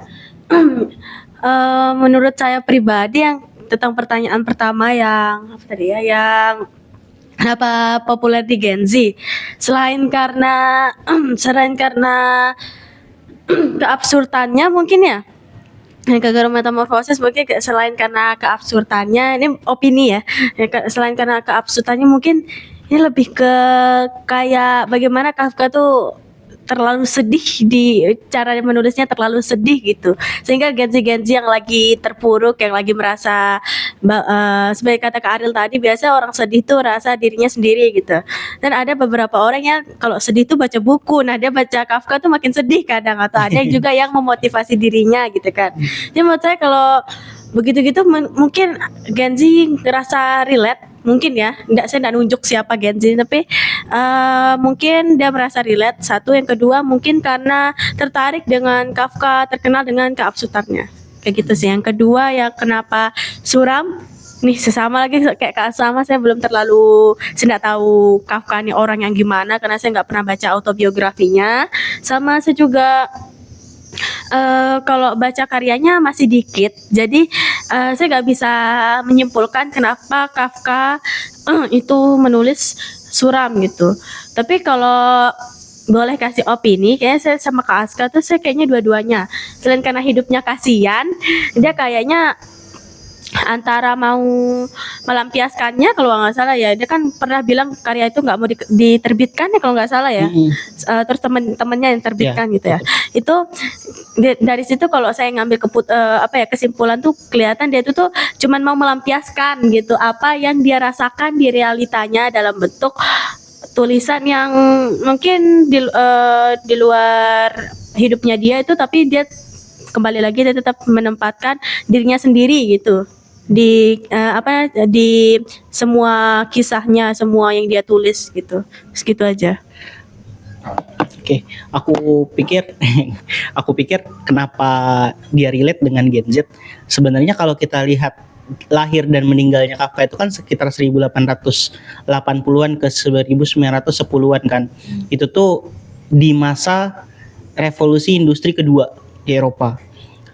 Dan saat ini Gen Z itu di sekitar, kan Gen Z itu dimulai di 98 ya. 98 ke 2000 sekian gitu. Itu kan pas dimulainya ada industrialisasi untuk teknologi gitu. Teknologi, internet dan segala macam, dan eksploitasi besar-besaran di tambang dan lain-lain gitu. Dan aku pikir kondisi ekonomi itu mempengaruhi kehidupan masyarakat secara sosial, dan akhirnya secara tidak langsung itu melahirkan perasaan-perasaan yang dirasakan mirip dengan Kafka. Aku pikir itu yang membuat dia bisa populer. Dan kemarin aku sempat bilang ke Aska, aku merasa kalau Kafka bagi Gen Z itu seperti Dostoyevsky bagi generasi sebelumnya. Kayak aku kayak beberapa orang di generasi yang berbeda gitu, aku tanya-tanya tentang penulis-penulis yang penuh kesedihan gini gitu, mereka selalu menunjuk Dostoevsky gitu. Tapi di Gen Z mereka selalu menunjuk Kafka gitu, dan rata-rata jarang aja gitu loh yang membaca Dostoevsky gitu, banyak kan nggak membaca Kafka gitu, walaupun memang secara konteks cerita berbeda ya, tapi kayak perasaan yang ingin ditimbulkan tuh sama. Itu sih menurutku Kafka itu menurutku Dostoevsky buat Gen Z. Dan kenapa absurd? Kenapa absurd? Kenapa suram gitu? Kesuraman itu apakah muncul dari dalam dirinya gitu kan? Aku pikir iya. Misalnya kayak pas tadi dibaca Surat untuk Ayah itu kan sebuah autobiografi, dan kita kan bisa melihat ya ada perasaan ketertindasan antara Kafka dari bapaknya ini gitu yang kita tidak bisa terjemahkan gitu. Dan itu kan salah satu hal paling apa ya ibaratnya paling tua dari manusia gitu, perasaan antara anak ke bapak ini. Teman-teman kalau misalnya suka pembicaraan tentang relasi antara bapak dan anak, mungkin akan lebih baik membaca Sigmund Freud juga, karena dia bisa menerjemahkan itu dengan sangat baik gitu. Tapi itu sih perasaan-perasaan itu, dan memang Kafka ini punya ego yang aku merasa itu ego sih yang sangat besar gitu. Kayak dia ingin semuanya, ya itu seperti kata Mas Sigit tadi gitu, dia ingin satu dunia ini kayak miliknya dia sendiri gitu, cuman interpretasinya dia aja yang harus diikuti gitu. Tapi dan itu menurutku sebuah ego yang sangat besar, dan dia terkurung pada sesuatu yang tadi kan kita sempat bilang ya berkali-kali kayak ada sesuatu unknown power di atasnya Kafka gitu. Dan aku pikir unknown power itu adalah kondisi sosial ekonomik di zamannya, terus yang kedua relasinya dia dengan bapaknya, dan yang ketiga adalah ego dirinya sendiri. Itu menurutku pribadi. Bagaimana teman-teman, apa yang mau tambahkan? Pertanyaan. Apa pertanyaan? Oh, kenapa absurd? Bukan. Gimana? Bagi satu di anu kita. Nggak apa-apa, kita karena sudah mendekati maghrib, kita cukupkan. Apakah teman-teman ada yang mau disampaikan sebelum aku menutup acara ini? Closing statement? Kalau tidak ada, aku ingin menyampaikan sebuah cerita dari temanku. Waktu itu aku sempat berdiskusikan Kafka dengan seorang teman gitu, kayak ya, dan kesedihan-kesedihannya dia gitu. Dan terus temanku bilang, Kafka ini sebenarnya bahagia nggak sih nulis gitu? Itu kan yang dilakukan orang-orang sedih ya, maksudnya kita kayak orang sedih nulis gitu kan, atau mengekspresikan lah kesedihannya lewat tulisan. Nah tapi menulis itu sendiri, kegiatan menulis itu sendiri membuat dia bahagia nggak sih sebenarnya gitu. Dan ada cerita tentang mitos Sisyphus namanya, tentang seorang raja yang dikutuk untuk mendorong batu ke atas bukit, dan dia harus melakukannya berulang-ulang gitu. Temanku bilang kita harus satu-satunya cara menjalani hidup adalah kita harus membayangkan Kafka bahagia. Terima kasih.